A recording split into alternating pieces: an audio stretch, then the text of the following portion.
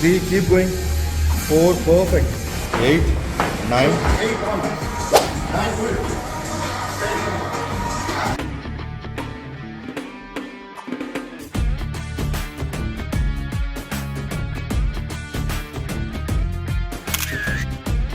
ಏನಿತ್ತು 86 kg. 86. ಇವಾಗ 69 kg. ಎಷ್ಟು ಕೆಜಿ ರಿಡ್ಯೂಸ್ ಆಗಿದ್ದೀರಮ್ಮ? 17 kg. ಎಷ್ಟು ದಿನದಲ್ಲಿ?